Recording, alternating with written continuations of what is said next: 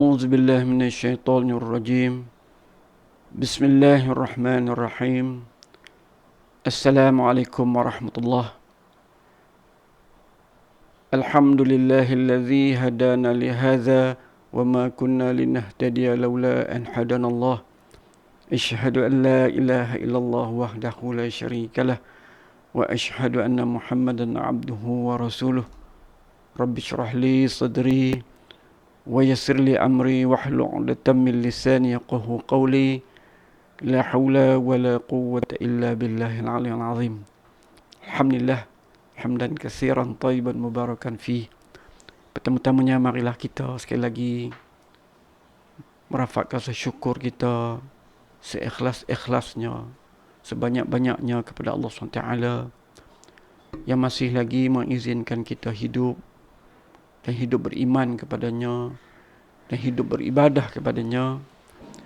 Dan dengan belas kasihan Allah SWT, Allah telah memilih kita juga untuk melalui proses tarbiyah yang intensif di sepanjang bulan Ramadan ini yang telah berlalu separuh. Jadi pada klip kali ini saya ingin mengajak diri saya dan tuan-tuan dan perempuan yang sudi untuk menonton klip tazkirah saya ini, sama-sama kita merasakan perlu bersungguh-sungguh, perlu menggerakkan hati kita bersungguh-sungguh untuk bertaubat kepada Allah SWT. Kita sama-sama sedar bahawa selain pada Rasulullah SAW, semua kita ni adalah pendosa. Sama ada melakukan dosa yang kecil-kecil ataupun dosa-dosa besar. Tetapi yang kita tidak dapat nafikan ialah kita adalah pendosa. Dan setelah berlalu banyak tahun hidup kita di dunia ini, semakin banyak dosa yang telah kita lakukan. Oleh itu kita perlu sungguh-sungguh untuk bertaubat kepada Allah SWT. Tetapi para ulama tarbiyah khususnya telah menggariskan bahawa untuk kita benar-benar dapat melakukan taubat nasuha, taubat yang berkesan, taubat yang benar-benar taubat, maka kita perlu melalui dua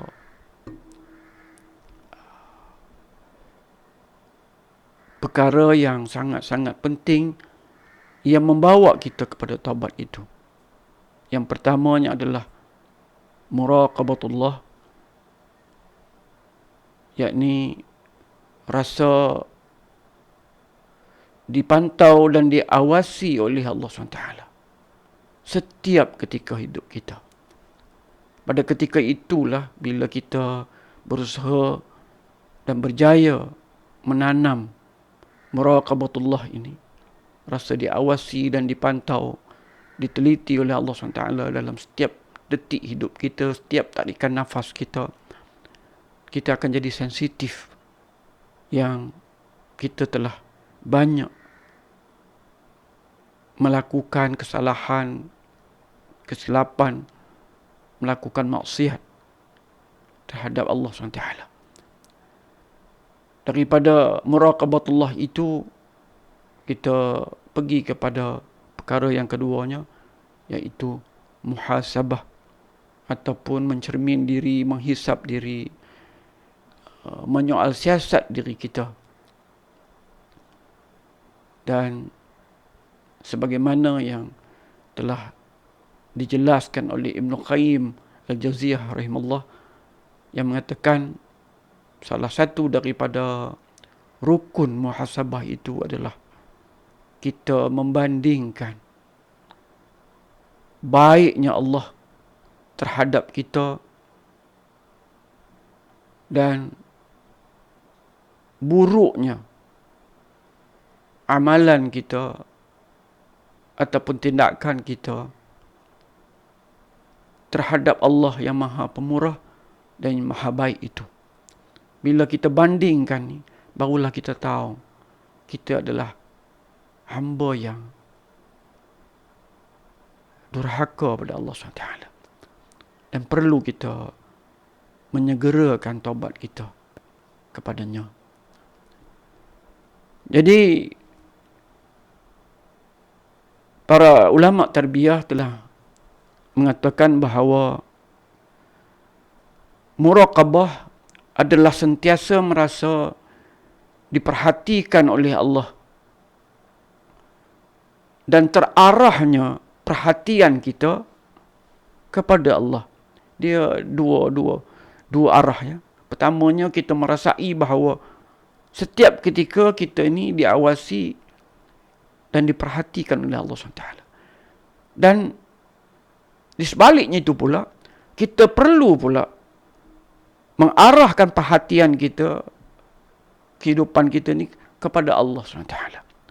Bila seorang mukmin sentiasa merasakan pengawasan Allah dan perhatian dirinya pula tertuju kepada Allah, maka dia telah mencapai tingkatan muraqabah. Kenapa dia sangat kritikal? Pertamanya, kerana dia akan membawa kita kepada muhasabah yang lebih benar, yang lebih tepat. Dan menjuruskan, membawa kita kepada taubat nasuha. Di satu sudut lain pula, salah satu daripada perkara yang telah dituntut untuk kita tanam dalam jiwa anak-anak kita, bagi kita yang telah Allah kurniakan anak, adalah menanamkan muraqabatullah sejak mereka kecil lagi. Selain daripada kita tanamkan kebaikan-kebaikan Allah, Allah Ar-Rahman Ar-Rahim, mengurniakan segala-galanya, menyediakan segala-galanya untuk kita. Tapi kita perlu juga, sebagaimana kita dapati dalam surah Luqman. Luqman berpesan kepada anaknya tentang muraqabatullah, supaya anak kita sentiasa merasai bahawa tidak ada satu tempat pun di dunia ini yang dia dapat sembunyi, dia dapat lakukan sesuatu yang tidak diketahui oleh Allah SWT. Malah Allah mengetahui isi hatinya, gerak-gerak hatinya, apa yang berligar-ligar dalam fikiran dia. Ini yang kita kena tanam dalam jiwa anak kita. Kerana inilah sekiranya kita berjaya menanam dalam jiwa kita dan dalam jiwa anak kita, kita akan berjalan menuju Allah hinggalah saat akhir kita hidup di dunia ini, kita berada dalam keadaan selamat, insya-Allah. Jadi itu yang saya nak perkenalkan dulu tentang muraqabatullah, dan insya-Allah kita akan sambung lagi. Wallahu a'lam. Assalamualaikum warahmatullahi